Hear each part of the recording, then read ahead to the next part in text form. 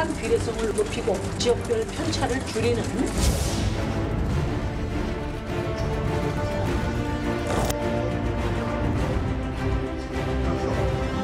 묻지마 통과시키겠다고 하는 여당의 야합 정치 반드시 저지하겠습니다.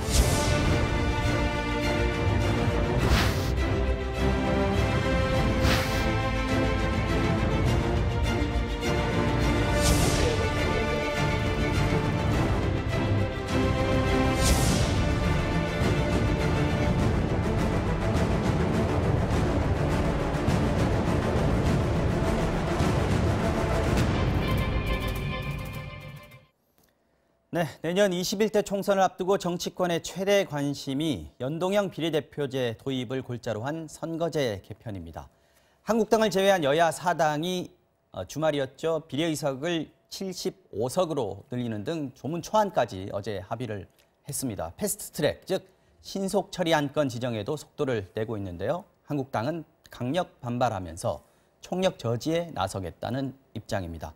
오늘 정치와 호장용은 더불어민주당 이훈 의원 그리고 바른미래당 이태규 의원 두 분 모시고 자세한 이야기 나눠보도록 하겠습니다. 안녕하십니까? 예, 안녕하십니까? 반갑습니다. 예, 반갑습니다. 네. 자, 이훈 의원님 오늘 처음 나오셨는데요. 예. 네, 나오셔서 감사하고요. 고맙습니다. 자, 선거제 개편 초안이 나왔습니다. 예. 어제 이제 합의를 했는데 합의 내용을 간략하게 좀 정리를 해보면요. 일단 뭐 핵심은 의원 정수는 300명 그대로 유지하고, 예. 비례대표를 원래는 47석이었는데 예. 75석, 75석으로 늘린다 이겁니다. 근데 어떻게 늘리느냐 이게 이제 관건입니다. 예. 네. 이 기본적으로 연동형이라는 게 민심하고 의석 비율의 차이를 좀 줄여보자는 의미에서 시작됐던 겁니다. 그렇죠. 예. 그래서 그런 것 때문에 작년 12월이죠. 이미 여야 5당이 이 연동형 비례대표제 추진과 관련해서 합의한 적도 있습니다. 네. 네, 그 이후에 우리 자유한국당에서 거부한 거죠. 네, 거부했고 나머지 이제 여야 4당이 합쳐가지고 이제 이번에 합의를 하게 됐습니다. 네. 이게 이제 준연동제라 해서 50%만 사실은 이제 100% 연동제를 못하고 50%만 이제 반영하게 됐는데 이유는 그 초과 의석 문제입니다. 300석을 캡을 씌워놨기 때문에 일단 300석은 유지한다는 걸 기본으로 그 하고 유지 때문에 사실은 이제 50%만 반영할 수 있도록 연동제를 이게 나머지 좀 어려워요. 근데 50%만 연동형을 반영한다. 이게 어떻게 좀 예를 들어서 설명을 좀 해주시죠. 예를 들면 저렇게 할 수 있겠습니다. 우리 A라는 정당이 A라는 정당이 정당 득표로 우리가 한 30% 얻었다 쳐요. 네. 근데 지역구에서는 10석밖에 못 얻었습니다. 10석밖에. 근데 토탈리 그러면 30석을 만들어야 되는 겁니다. 네. 그러면 100% 연동을 하게 되면 그러면 10%를 얻었을 경우에 예. 300석의 10%니까 30석 30석을 가져와야 되는데 10석밖에 못 지역구에서는 했으니까 10석. 그럼 20석을 가져와야 되는데 가져와야 되죠. 이게 이제 100% 연동제고요. 그렇죠. 근데 이걸 100% 연동제 할 경우에 전체 300석이 무너질 가능성이 큽니다. 훨씬 높아지니까 네. 거기서 50%만 반영합니다. 그럼 10석만, 20석 중에서 10석만 비례대표로 그렇죠. 준다. 네. 그 10석을 이번에는 권역별로 네. 6개 권역별로 이제 나눠서 가져가는 것이죠. 네, 네. 예. 그 외에 이제 뭐 석패율제 도입하는 것 하나 있고요. 석패율제라고 하면 이게 이제 지역구에서 아깝게 진 사람. 그렇죠. 아깝게 진 사람인데 처음부터 이분들은 그 후보를 두 군데 다 들어가야 됩니다. 지역구 후보도 들어가고 비례 후보도 들어가고. 그래서 대신 이제 모든 사람들 다 그렇게 못 하고요. 한 2인 각 지역별로 한 2인 정도 권역별로 이렇게 지금 현재 두 사람까지만 하게 돼 있습니다. 석패율제의 혜택을 주게 된다 이 말이죠. 선거 연령 같은 경우도 이번에 이제 만 18세로 하향했습니다. 이 부분에 대해서는 정치권에서 이미 오랜 논의가 있었던 것이어서 큰 이견은 없었던 걸로 알고 있습니다. 네. 지금 뭐 대충 쟁점들 어느 정도로 합의됐는지 설명을 해주셨는데 한국당이 문제가 이제 지금 뭐 누더기 밀실야합이다. 그리고 황교안 대표 같은 경우에는 입법 쿠데타라고 얘기를 했습니다. 이 부분은 어떻게 보십니까? 일단 뭐 어떤 정당이 자기들의 어떤 입장을 내세울 수 있다고 생각이 드는데 일단 저는 먼저 이제 정치는 이제 언행일치가 중요하다고 생각이 듭니다. 그래서 이미 연동형 비례대표제를 실현을 위해서 적극 검토한다는 그 5당 합의가 작년 12월 달에 있었는데 이 부분에 지금 정면으로 반대 의견을 이야기하는 거거든요. 그 입장이 바뀌었으면 왜 바뀌었는지 이 부분에도 먼저 설명이 있어야 됩니다. 근데 그런 게 전혀 없기 때문에 이 부분은 제가 볼 때는 정치도에 어긋난다. 이런 지적을 먼저 하고요. 밀실야합이라는 단어를 썼습니다. 밀실야합은 다 공개적으로 하는데 밀실야합은 아니죠. 이제 본인들이 참여를 안 했는데 하니까 밀실야합이다 이런 표현을 썼는데 저는 지금 한국당 이제 두 가지 측면을 봅니다. 첫 번째는 이제 그들이 주장하는 대로 이제 실제적인 의석수 감소를 우려해서 이걸 반대하는 부분이 하나가 있고요. 또 오늘 또 어떤 그 신문에 보면 그 자유한국당은 시뮬레이션 결과 이제 의석수 상당히 줄어드는 걸 나왔기 때문에 이런 입장이 더 강고해질 가능성이 있다. 그리고 두 번째는 이제 대여투쟁 관점에서 네. 민주당하고 어떤 강력한 어떤 그 의제를 가지고 계속해서 이제 맞싸움해 나가는 이런 구도를 심화시킨 데서 이 제도도 굉장히 유의미하다 이렇게 판단이 된 것 같습니다. 네. 실제로 많은 국민들께서는 의석수를 줄이는 거에 대해서 굉장히 찬성을 하시거든요. 이런 부분들을 많이 좀 생각을 하는데 지금 한국당이 내놓은 의석수를 줄이겠다는 아닙니까? 네, 그럼에도 불구하고 이제 이것이 신속 처리 안건으로 됐을 적에 이것이 실질적으로 실현이 될지는 조금 더 지켜봐야 되는 문제가 있습니다. 그래서 이제까지 대한민국 국회가 욕을 많이 먹어왔는데 네. 그래서 그 유일하게 그나마 이제 정치관계법은 여야 합의로 이렇게 처리할 이제 그런 관행이 있는데 이번에 그것이 어긋나는 문제가 하나가 있습니다. 이제 그렇기 때문에 이제 한국당이 그런 문제를 따져서 반발하는 부분도 있고 또 이번에 이 제도는 어떤 지역구 축소를 전제로 하고 있습니다. 그렇기 때문에 그 지역구 의원을 가진 현역 국회의원들 같은 반발이 굉장히 심하고 그런 문제 때문에 이제 바른미래당이나 민주평화당에서도 반대 의견이 나오고 뭐 이런 문제가 있거든요. 또 너마에 대한 아까- 사안들은 분명히 있습니다. 예, 그리고 아까 이 의원님 말씀하셨지만 이제 50%만 일단 반영하는 이제 준연동형이거든요. 네네. 그래서 왜 이게 왜 100%가 아니냐? 뭐 이런 부분에 있어서 사실 아까 100%를 하게 되면 300석이 넘는 문제가 있다고 그러는데 사실은 이제 기존의 큰 정당의 이익을 대변한 제도입니다, 이것이. 예, 그렇기 때문에 그 부분에서 반발하는 부분이 있고 또 여기 왜 공수처나 검경수사 조정권이냐 이런 부분을 왜 여기다 끼워놓냐 이런 반발들을 어떻게 잘 일단 그 야사당 특히 네. 바른미래당과 민평당도 이거를 내부적으로 잘 조율하는 문제가 이것이 패스트트랙으로 그대로 갈 수 있는지 없는지 이런 어떤 판단 기준이 될 것 같다 이렇게 보여집니다. 지금 바른미래당에서 특히 이제 개별 의원들의 어떤 반대 의견 같은 것들이 많이 나오고 있습니다. 당 차원에서는 합의를 했지만요. 가장 큰 게 아까 말씀하신 것처럼 지역구를 뺏기는 의원들이 있다는 겁니까? 아니면 또 바른정당 출신 의원들 같은 경우에는 괜히 민주당에만 이용당하는 거 아니냐 이런 걱정을 하시는 분들도 있는 것 같아요. 뭐 그런 관점들이 있는데 일단은 현역 국회의원 입장에서는 이제 지역구 축소라는 부분이 이제 정치적으로 부담이 많이 되죠. 그렇죠. 예, 그런 부분이 있기 때문에 그다음에 이제 이 선거구제 개혁, 정치 개혁하고 이 검경 그 수사권 조정이나 이런 문제들은 별개의 문제다. 같이 올리는 부분에 대해서 예, 부담이 이제 느끼는 분들이 그런 많다. 부분들이 많이 있죠. 예, 그래서 또 오늘 또 정확하게 검증은 좀 해봐야 되겠지만 어쨌든 시뮬레이션을 보면 현재 정당 지지율이라면 또 바른미래당도 의석수 오히려 더 축소되는 이런 이제 시뮬레이션 결과가 나왔기 때문에 그렇습니까? 그래서 아마 당내 추인 과정에서 또 많은 찬반 토론이 있을 것으로 이렇게 예상이 됩니다. 그러니까 지금 이 제도는 유리한 정당이 어떤 정당이냐면 정의당처럼 지지율은 높게 나오는데 실제 지역구 의석은 현재 적은 정당 이런 정당에서는 유리하지만 민주당 입장에서도 결코 뭐 유리한 어떤 선거 제도다 이렇게 볼 수는 없지 않습니까? 현역 의원들이 또 지역구 의원들이 이제 막상 이제 표결에 들어갈 때쯤 되면 그때쯤 되면 이제 총선 바로 앞두고 있는 시점인데요. 시점이어서 쉽지 않을 것 같은데 어떻습니까? 예, 개별 의원님들 입장에서 보면 좀 불편해하신 분도 좀 계실 것 같아요. 저희들도 보면 어떤 분은 야 이렇게 하면 비례 한 석도 못 얻는 거 아니냐 뭐 이런 의원들도 계셔요. 지역구로 다 채워버리면 그럴 수도 네. 있고 그래서 말씀하신 대로 사실은 정당 득표는 높은데 실제 지역구 의석수가 작은 정당이 유리하게 디자인될 수밖에 없다는 점들은 다 인정하는 것 같습니다. 그런데 현재 시뮬레이션 돌리는 게 저는 그걸 근거로 판단하는 건 좀 온당치 않다는 생각이 좀 들어요. 왜냐하면 지지율이라는 게 이 정치 상황에 따라서 얼마든지 이 업다운이 있습니다. 업다운이 있고 우리 더불어민주당 입장에서 봐도 한동안 많이 좋았다 지금 계속 사실은 지지율이 내려가고 있는 형편이거든요. 네네. 이런 관점에서 보면 이러한 지지율을 현재 나오고 있는 여론조사 지지율을 기준으로 시뮬레이션을 돌리는 것이 어떤 의미가 있을지 잘 모르겠습니다. 사실은 그것보다는 연동형이 갖고 있는 그 애초의 취지, 그것을 본질적인 문제를 정치권이 이것을 쌓아 안을 거냐, 안아 올릴 거냐, 아니면 이러한 정치적인 이해관계 때문에 이것을 사실은 이제 또다시 없던 일로 할 거냐, 이제 이 문제가 남아 있는 거고요. 이와 관련해서 사실은 야사당 간에 일단 기본적인 합의를 해놓은 상태이기 때문에 저는 뭐 개인적으로는 기대감을 좀 갖고 쳐다보고 있습니다. 물론 각 당 내에서 여러 가지 우려 사항들이 나오죠. 저희 당도 있습니다. 근데 그것들을 각 당의 이제 추인 과정에서 어느 정도 이걸 이제 해소할 수 있느냐, 이게 이제 관건인 것 같습니다. 네. 아까도 말씀하셨지만 그 패스트 트랙에 올릴 때 민주당에서는 끼워 넣고 싶어 하지 않습니까? 민주당이 지금 추진하고 있는 아주 급한 것들, 뭐 공수처 설치라든지 아니면 수사권 조정 같은 사법개혁 관련한 법안들을 같이 좀 패스트 트랙에 올리고 싶어 하는데 이 부분에 대해서 바른미래당 의원들 문제 삼고 있는 부분들이 좀 있습니다.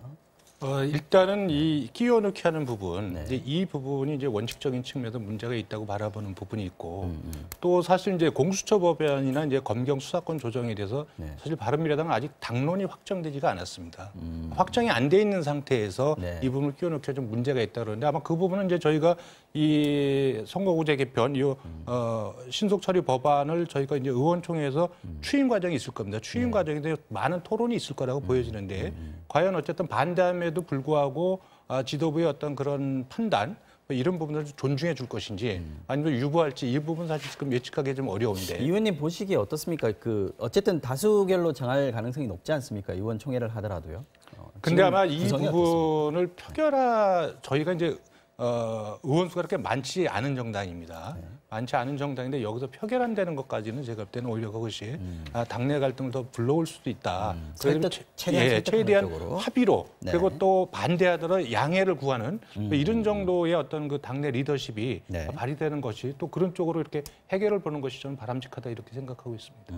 이 패스트트랙에 다른 법안들을 같이 올리는 거 이 부분에 예. 대해서 민주당은 지금 계속 추진을 하는 입장입니까? 예, 그러니까 자, 저희들이 결국은 현재 보면 여소야대 국면입니다. 여소야대 국면에서 이런 몇 가지 개혁 입법들이 있습니다. 처음에는 우리 그러니까 여야 4당 간에 합의할 때는 한 10개 법안 정도를 같이 놓고 얘기를 하기 시작했습니다. 그랬죠. 많이 줄였어요. 계속 줄여왔습니다. 이제 그것도 협상 과정입니다. 저는 여야 간에 이렇게 대화와 협상을 통해서 어떤 안을 만들어가는 과정이 저는 자연스러운 과정으로 생각을 하고요. 그 과정에 마지막에 이제 빠진 게 사실은 국가정보원법이 빠졌습니다. 그것도 그 당시에 이제 바른미래당 협상 대표님들께서 이제 말씀을 하신 게 국가정보원법 같은 경우는 이러저러한 문제가 좀 있다. 특히나 이제 대공수사권 자체를 이관하는 문제와 관련해서 좀 문제 제기가 있으셨어요. 네. 그래서 그것도 이제 저희 당에서 양보해서 결국은 이제 합의된 게 이제 검경수사권 독립 문제 등 이런 거 한 두 개만 남은 것 뿐이죠. 사실은 보면.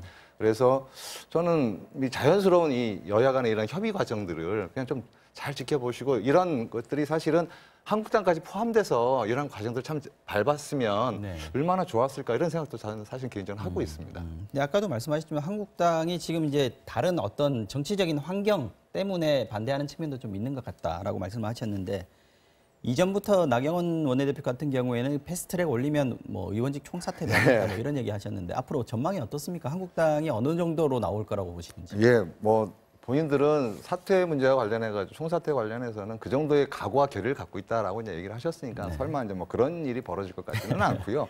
다만 이제 우리 자유한국당 의원님들은 일단 프랜카드부터 내리셔야 됩니다. 이 뭐 사실은 뭐 국회의원 숫자 늘리는 거 아니냐라고 해서 이제 프랜카드를 각 지역마다 다 거셨어요. 네. 근데 이번에 안 나온 거는 300석 그대로 유지하는 걸로 나와 있어요. 그래서 일단 그것부터는 내리시는 게 좋을 것 같고요. 네, 팩트가 아니다 이거. 예, 그다음에 뭐 쿠데타 이런 얘기도 하시고 독재 3법 날치기라는데 사실은 패스트트랙이라는 게 이 국회 선진화법에 따른 입법 절차 과정 중에 하나입니다. 그런데 이걸 갖고 쿠데타 날치기라고 얘기하시는 건 좀 과한 얘기인 것 같고요. 제가 볼 때는 독재 3법 역시도 마찬가지입니다. 이게 검찰개혁법이나 이게 선거개혁 법안들인데 이게 기본적으로 국민들 사이에서 논의도 있었던 거고 그다음에 검경 수사권 독립 같은 경우에 최근 오늘 나온 보니까 여론조사 보니까 대부분이 수사권 분리와 관련해 가지고 찬성 의견이 훨씬 많더라고요. 일단 여론 지지를 받고 있다는 이런 데 측면에서 대해서 민주당은 독재 좀 3법이라고 강하게 얘기하시면은 나설 것 같아요. 좀 너무하신 거 아닌가 저는 개인적으로 그렇게 생각하고 있습니다. 자, 이제 당장 걱정되는 거는 국회의 어떤 일정 이런 데 차질이 생기지 않을까 하는 부분인데 어떻게 보십니까? 지금 당장 뭐 내일부터 대정부 질문 있지 않습니까?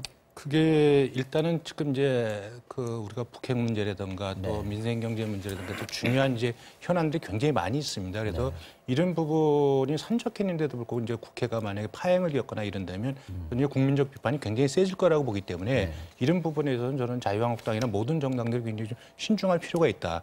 특히 저희가 1월달, 2월달 국회를 허송세월을 보내가지고 많은 비판을 받았는데 그럼요. 그래서 우여곡절 때 열렸는데 이거를 또 이번에 파행을 한다. 이거는 제가 볼 때 이제 국민들이 납득하기 어렵다. 이런 생각이 들고요. 또 두 번째로는 지금 야당 입장에서는 지금 대정부 질문 또 인사청문회 여러 가지 부분에서 정부 여당한테 공세를 취할 수 있는 좋은 기회와 환경들이 조성이 돼 있는 거예요. 그렇죠. 원래 대정부 질문이라든지 뭐 이런 청문회라든지 그렇죠. 다 지금 야당이 이제 주도권을 주인공이죠. 그러니까 이런 잡고 거를 있는 스스로 부분인데. 차버리고 네. 국회를 보이콧한다거나 파행으로 한다는 부분은 내가 볼 때는 전략적으로 되게 맞지 않다. 다만 이제 실질적으로 지금 말씀하신 우리 선거법이나 공수처법이 이런 것이 실질적으로 이제 패스트트랙 안건으로 확정이 됐을 경우에는 어떻게 할지 이 부분은 조금 지켜봐야 되겠는데 바른미래당 같은 경우는 이제 의원님들 사이 기본적으로 싸울 때 싸우더라도 국회는 열어서 싸워야 된다. 그렇죠. 그리고 민생 문제는 별개로 처리를 해야 된다. 이런 인식들을 이제 강하게 갖고 계시지만 이 한국당 같은 경우는 이제 정부 여당하고 어떤 각을 어떻게 세울 것이냐에 따라서 또 지지층의 반응이 어떠냐 뭐 이런 거를 보고 좀 판단해 볼 수 있겠다 이렇게 보여져서 어떻게 될지는 모르겠지만 어쨌든 야당 입장에서는 국회를 열어야 야당의 목소리를 높일 수 있는 거거든요. 이걸 스스로 걷어찬다는 부분은 제가 볼 때는 국민 여론에도 안 맞고 또 제가 볼 때는 전략적 관점에서 저는 안 맞다 이렇게 생각을 하죠. 패스트 트랙에 올라간다고 해서 이 선거제라든지 아니면 사법개혁 부분이 자유한국당이 참여할 수 없는 건 아니지 않습니까? 계속해서 그 전에도 의논을 할 수 있는 그거와 별개로 계속해서 논의할 수 있습니다. 네. 이거는. 네. 그럼 패스트트랙에 이제 올라가서 표결 전까지는 무조건 열려 있다. 이게 이제 바른미래당이나 민주당이나 똑같은 입장이신 것 같습니다. 자, 이번에는 4.3 재보궐선거 얘기 좀 잠깐 해보겠습니다. 지금 오늘 보니까 오전에 이해찬 대표가 통영에 가셨죠. 중앙시장 다녀왔고 오후에 황교안 대표가 똑같이 그 장소를 간다고 하던데요. 지금 재보선 열기에 좀 많이 달아오르고 있다 이렇게 봐야 됩니까? 그렇죠. 특히나 지역에서는 뭐 핫한 것 같고요. 전국적으로 상황에서 보더라도 저희 당 입장에서도 이제 사실은 김경수 지사 문제가 이제 터진 이후에 첫 선거고, 그다음에 황교안 대표 입장에서도 본인이 이제 대표가 된 이후에 첫 선거고, 그래서 당 입장에서도 서로 간에 양보하기 참 어려운. 선거 열리는 건 지금 두 군데밖에 없지만 상징적인 의미가 상당히 중요하다 이렇게 생각해서 뭐 그럴 수밖에 없는 것 같습니다. 그래서 저희 이해찬 대표님 통영시장 간 것뿐만이 아니고 최고위원 회의를 거기서 열었어요. 저희들도 열고 다양한 얘기들 좀 하셨는데 특히나 통영고성 지역은 이 경제 되게 안 좋습니다. 어느 지역이든지 사실은 뭐 경제 문제와 관련해서는 다들 어렵다 하시지만 통영 고성 지역은 그동안에도 고용 위기 지역이었고 산업 위기 지역이었고 그래서 그 지정을 계속 해오다가 올 4월이면 그게 만료가 되는 상황입니다. 사실은 보면. 그래서 그 정도로 어려운 지역이기 때문에 저희 여당 입장에서는 우리 이제 광역 단체, 그다음에 기초단체, 그다음에 의원까지 이게 이제 똘똘 뭉쳐도 사실은 이 위기를 대응할 똥말똥한데 이제 이 상황에서 저희 당 후보들을 여당 후보가 이번에 적극적으로 당선돼야 된다고 얘기를 하고 있고요. 특히나 경제적 측면에서도 그렇고 그 지역적 특성에서도 그렇고 그래서 아마 저희는 좋은 성과가 있을 거라고 보고 있습니다. 왜 그러냐면 기본적으로 거기가 이제 조선산업 지역이었거든요. 그 대단히 그 조선산업이 어려워지면서 구조조정을 겪어가고 그러면서 협력업체들이 훨씬 많이 어려워졌었고요. 거제, 통영 쪽 다 그렇죠. 다 그렇죠. 그래서 이와 관련해서 아마 그 지역에 대한 이 정부 여당에 대한 기대감들이 저는 분명히 있을 거라 보고요. 거기에 대해서 저희 집권 여당 입장에서는 충분히 지금 답을 하고 있기 때문에 그게 표로 잘 연결되지 않을까 이렇게 기대를 하고 있습니다. 창원 성사는 어떻게 봐야 될까요? 지금 바른미래당은 후보가 어떻게 돼 있습니까? 그 지금 이제 이재환 후보고 이제 젊은 후보죠. 그래서 열심히 뛰고 있고 바닥에서는 어쨌든 이제 그 참신해도 좋다. 그리고 어쨌든 건강해 보이고 맑게 보이고 이렇게 해서 또 손학규 대표가 지금 뭐 거의 출퇴근하다시피 그렇습니다. 또 주말에 거기서 주무시고 지도부들이 상당히 신경을 많이 쓰고 굉장히 있습니다. 많이 해서 어쨌든 이번에 최대한은 뭐 이제 저희 목표 득표율이 있지만 당의 존재감을 이번에 확실하게 이 선거를 통해서 보여줘야 되겠다. 이제 기본 입장을 갖고 있기 때문에 지도부가 여기에 이제 많은 노력을 좀 기울이고 있다. 이런 말씀 좀 드립니다. 창원 성산 같은 경우에는 단일화가 지금 상당히 중요한 상황이에요. 역대 선거에서 사실은 단일화가 되게 항상 중요했던 지역입니다. 그동안에 이제 이 개혁 진보 진영이 당선될 때는 대부분이 단일화를 통해서 당선됐었습니다. 지역 자체가. 그래서 이번에도 크게 다르지 않을 거라고 판단하고 있고요. 그래서 저희 민주당하고 정의당은 이미 합의를 했습니다. 그래서 아마 이제 25일 전에는 이제 발표할 거다. 그다음에 단일화 방식에 대해서도 합의를 했고요. 관련 이제 안심 번호를 기초로 한 이제 여론조사를 통해서 단일화를 하기로 했고 그게 이 안심번호가 절차상의 문제가 좀 있는 것 같습니다. 그래서 22일부터 조사가 되는 것 같아요. 그래서 조사되면 바로 발표해서 아마 단일화 작업을 진행할 것 같습니다.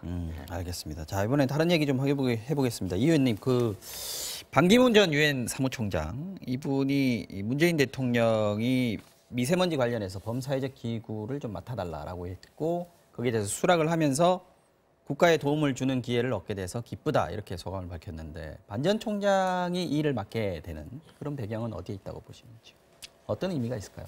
글쎄 일단은 뭐 먼저 이건 이제 저희 바른미래당의 손학규 대표님께서 네. 그 미세먼지 해결하는 범사회적 기구가 필요하다. 그리고 거기에 책임자로 이제 반기문 전 총장을 이렇게 제안을 하셨고 네. 또 문재인 대통령께서 그걸 수용하셨고 또 이 부분을 다시 반기문 총장께서 받아들여서 결국 이제 가시화되는 거지 않습니까? 네. 그래서 저는 오래간만에 정말 그 정파를 떠난 좋은 협치의 모습 모델을 보여줬다. 치의 모델이다. 예. 이런 생각에서 이런 부분들이 좀 자주 있었으면 좋겠다. 이런 바람이 있고요. 잘 아시겠지만 이제 반기문 총장께서는 이제 유엔 사무총장으로 계실 적에도 네. 기후 문제에 있어서 굉장히 많은 관심과 노력을 기울여셔서 네. 또 상당 부분 성과도 얻으셨던 걸로 이렇게 평가받고 있지 않습니까? 근데 이제 이 미세먼지 문제가 단순히 국내적 요인이 아니고 그렇죠. 이것은 또 이제 국제 관계 속에서 그렇죠. 중국이나 몽골이나 북한이나 여러 문제 국가들이 합의를 봐야 되는 문제가 있습니다. 그리고 외교적 조율이 필요한 그렇습니다. 부분이니까 그리고 과거에 이제 총장이. 예, 협약도 필요하고 뭐 이런 부분에서 반기문 총장에서 갖고 계시는 어떤 과거의 어떤 그 경륜과 지혜, 또 유엔 사무총장이라고 하는 그런 어떤 신뢰, 같은 것들도 예, 노하우, 있고요. 네. 뭐 이런 부분을 통해서 이 문제 아주 적임이지 않겠냐. 그래서 이것은 단순히 어떤 그 미세먼지 문제 해결을 풀어가는 부분이 아니라 우리 사회 원로들께서 적어도 국가와 사회에서 어떤 역할을 어떻게 하는지 그런 쪽에서 좀 좋은 선례가 됐으면 좋겠다. 네. 그래서 이런 부분 좀 국민들께서 많은 관심을 갖고 지켜보시고 또 정부나 정당들도 정파성을 떠나서 지원해야 될 문제다. 이렇게 보고 있습니다. 많은 국민들이 관심을 갖고 있는 분야이기도 하고 또 워낙 또 어려운 문제라서 이번에 반기문 총장이 어떤 좀 새로운 해결책을 좀 도출해낼 수 있을까 이런 부분에 기대가 좀 있을 텐데 또 한편에서는 반기문 전 총장이 그냥 총장이 아니고 전 대선 후보로도 나오시려고 했던 분이지 않습니까? 그래서 그동안 계속 조용했는데 이번 기회로 좀 어떤 영향력, 정치적인 영향력을 발휘하려는 건 아니냐, 정치활동 재개가 아니냐 이런 분석도 있는데 어떻게 보십니까? 저는 본인이 아니라고 하는데 그건 좀 믿어줬으면 좋겠다. 사회에서 믿어. 그리고 네. 이게 주변에서 그런 문제로 이분을 좀 어렵게 안 했으면 좋겠다는 생각을 하고 있습니다. 네. 그렇고 그리고 그 반기문 우리 전 사무총장님 같은 경우는 우리 국가적 입장에서 보면 좋은 자산입니다. 그리고 이분이 아까 우리 이태기 의원님 말씀하셨듯이 그런 국제적 경륜도 많으시고 사실은 이렇게 국제적인 이슈, 미세먼지가 우리 국내적인 이슈만이 아닌 상황에서 이분이 갖고 있는 이러한 국제적인 마인드나 감각이 이 문제를 잘 해결해 나가는데 도움이 될 거라 분명히 생각했고 아마 그런 측면에서 문재인 대통령도 적극적으로 수용하신 걸로 알고 있습니다. 그래서 그런 관점에서 보면 오히려 그렇게 주변에서 흔드는 것, 저는 흔든다고 생각하거든요. 그런 일을 자꾸 던지는 것이. 그래서 그런 일이 없었으면 참 좋겠다는 생각이 들고요. 네. 반 총장 본인도 얘기하셨어요. 그러니까 행간을 딱 보면 미세먼지 자체가 정파를 떠난 문제다라고 말씀을 하셨거든요. 이념과 정파의 문제가 아니다, 이거는. 그러니까 본인이 그 말씀에 이미 행간에 다 들어가 있지 않나, 저는 그렇게 생각하고 있습니다. 네, 그 문제는 막 호사가들 이야기입니다. 그렇지 않다라고 보시는 거죠? 네, 알겠습니다. 자, 북미 관련 내용 잠깐 볼 텐데 그 전에 하나만 더 짚고 넘어가겠습니다. 이따가 저희가 이슈 완전 정복 시간에 다시 말씀을 하겠습니다만 지금 김학의 전 차관이나 장재한 씨 사건 관련해서 대검 진상조사단 활동이 이번 달로 지금 만료가 되게 돼 있습니다. 근데 이제 연장 요청을 지금 진상조사단에서는 하고 있고 시한 연장의 재수사까지 요구하는 국민청원이 지금 60만 건이 넘어섰어요. 넘어왔습니다. 그래서 어쩌면 재수사를 요구하고 있으니까 국회에서도 어떤 역할을 해야 되는 거 아니냐, 특검법이라도 발의해야 되는 거 아니냐 이런 얘기까지 나올 수 있다고 보는데 이 문제 어떻게 처리하는 게 좋다고 보십니까, 이 의원님? 일단은 의혹이 있으면 의혹이 있으면 저는 밝히는 것이 좋다고 생각이 듭니다. 그래서 더구나 국민 다수가 그것은 진상을 밝혀야 된다고 한다면 그리고 현재의 법무부나 검찰의 능력으로 진상조사단이 오랫동안 활동을 했는데 왜 진실을 밝히지 못하는지 그 부분에서 좀 의아한 측면들이 많이 있죠. 그래서 이 부분은 아마 내일 대정부 질문 그 정치 분야에서 네. 아마 이거를 질문하시는 의원님들이 계실 것 같아요. 네, 그래서 그렇겠네요. 이 부분은 뭐 국정조사를 한다든지 아니면 특검법을 한다든지 네. 아니면 정부가 책임을 지고 진상을 밝히라든지 그래서 아마 내일 정부의 입장을 좀 보고 네. 제가 볼 땐 정부가 이 부분에서 좀 불확실한 것 같거든요. 그래서 제가 왜 저렇게 불확실할 이유가 없는데 왜 저런지는 잘 모르겠어요. 그래서 아마 그건 내일 총리나 법무부 장관이 아마 분명한 입장을 좀 밝혀야 되겠다 이런 생각이 들고 저도 이제 그 시간이 허용이 되면 네. 이 부분을 조금 다룰 계획인데 이제 다른 의원님들이 많이 다루시면 네. 저 다른 이슈들도 많기 때문에 조금 이제 지켜보려고 합니다. 그 부분 지금 상당히 관심들이 많습니다, 국민들이요. 특검법 발의 같은 게 국회에서 가능할까요? 어떻게 보십니까? 저는 지금 상황은 뭐라도 해야 될 상황 같아요. 네. 이건 뭐 국회가 이걸 모른 척하지는 않을 거라고 생각하고요. 정부도 마찬가지일 겁니다. 네.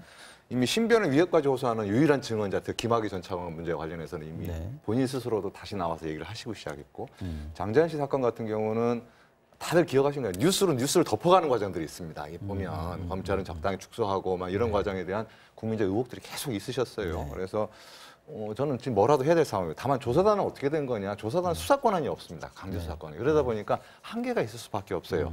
결론은 조사단을 운영하면서 의혹들이 더 많이 밝혀져요. 나와 있고 이제 이런 상황이기 때문에 정부 여당 입장에서는 뭐라도 해야 될 상황이다. 그게 뭐 특검이 됐건 뭐가 됐건 좀 해야 될 상황이라고 보고 있습니다. 여기까지 짚고요.